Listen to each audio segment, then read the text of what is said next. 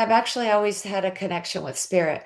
And as a child, I would do things that I used to want to be a priest. I was raised Catholic, Catholic school and everything. And I used to get really mad that the women couldn't be priests. So already there was this drive.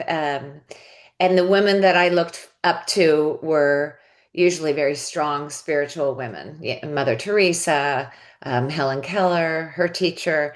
Um, so when I was younger, I didn't think about it till later, but I also never shared it with anybody. I would go to the beach and I would write, and then something would write back to me, Catherine, blah, blah, blah. And then the most eloquent, um, such wisdom, not that I had at 15, right? So there was this, and I always just thought of it as my guardian angel, wasn't really sure.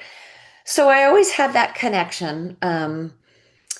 Unfortunately, I lost a lot of close friends when I was young. I lost a very good friend at 19. I lost a boyfriend at 22. I lost my best friend at 32. So I would have connection with them.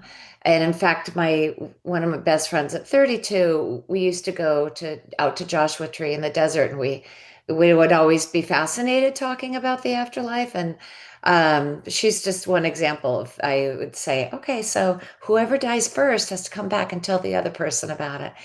And so I did have that communication. She would come to me in my dreams. Um, and then as well as family loss and animal loss, which is just important, I think, in my heart.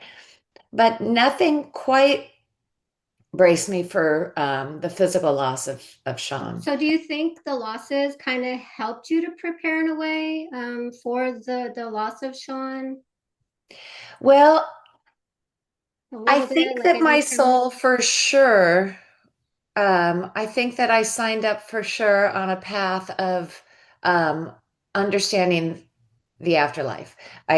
And I definitely think that my friends' passings were pivotal, um, because I had already had those connections and that longing, for connection with spirit, with God.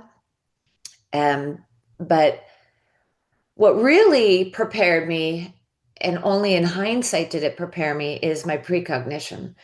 So I'll get into that there was, I have three beautiful children. I love them all. There was always something about Sean. He's my middle son. Just the most intelligent, funny, adventurous person you'll ever meet. Let's talk about death, baby. Let's talk about you.